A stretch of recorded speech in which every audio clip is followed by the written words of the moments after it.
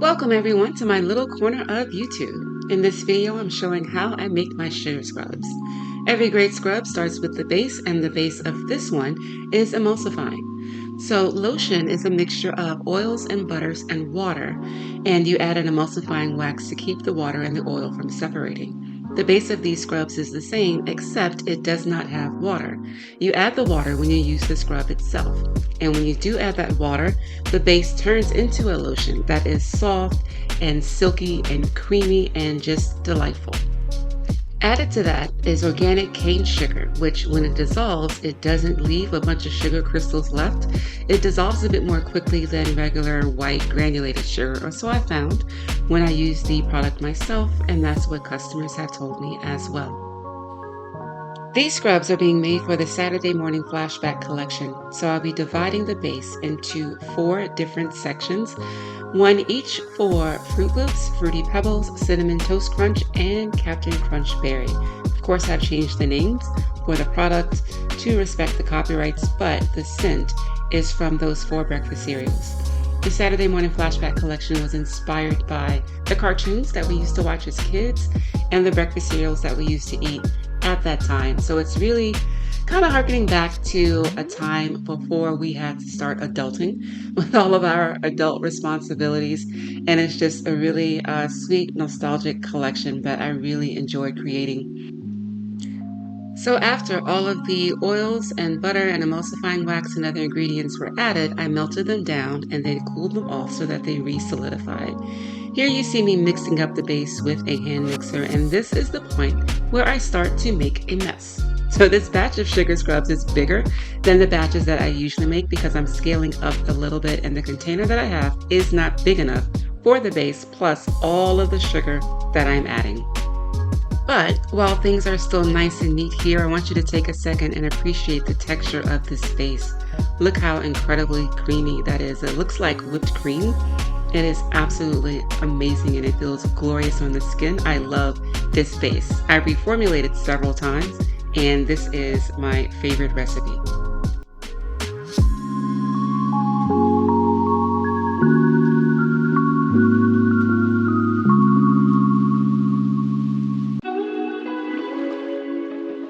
Here is where the sugar comes in. I added 1 bag at a time and incorporated it until it reached the top of the container, and I should have stopped, but I did not.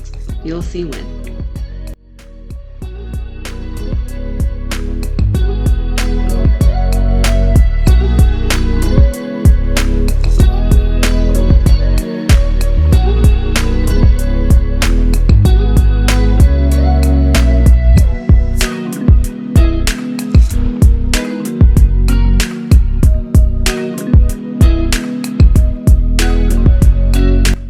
My very slight defense, it looks a little bit different from the top down. So from my view, when I was doing this, it looked like there was more room than there actually was. And I thought that I was just going to make it, but I didn't.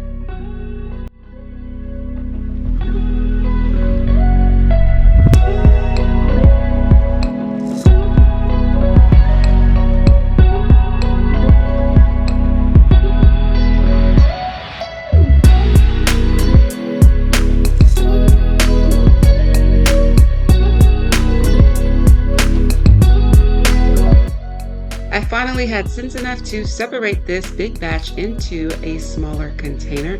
At first it was just the one, but I ended up using 4 of those smaller containers, and I alternated between the containers when I was pulling it out of the bigger tub there to try to make sure that they were as even as possible. At this point I also remembered that I forgot to add the vitamin E and the Optifin. Vitamin E is to help keep the oils and butter from going rancid, and it also has great skin benefits, and the Optifin is a preservative. So even though this does not have water, there is a chance that water will get into the jar because it is used in the shower. So in the event that happens, the Optifin helps it from getting moldy if water is incorporated into the jar accidentally.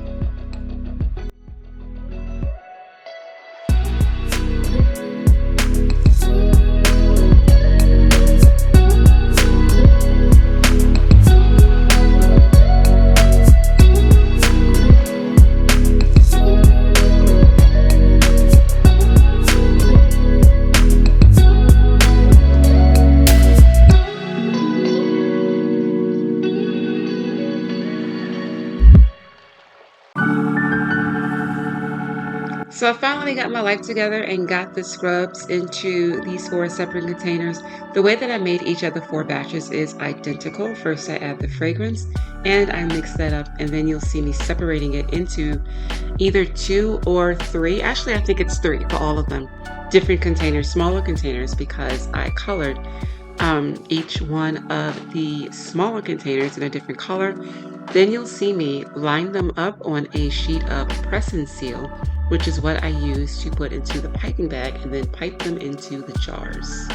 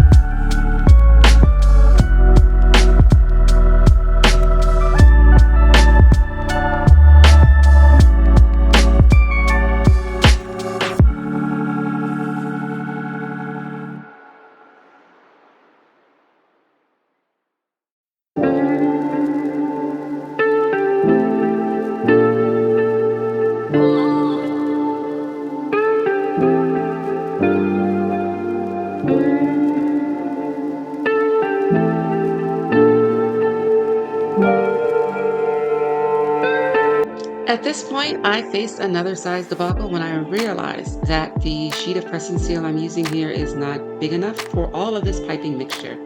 So for the remaining 3 batches, I divided them up into 2 and prepared 2 sheets of press and seal with the piping mixture, and that worked absolutely perfectly.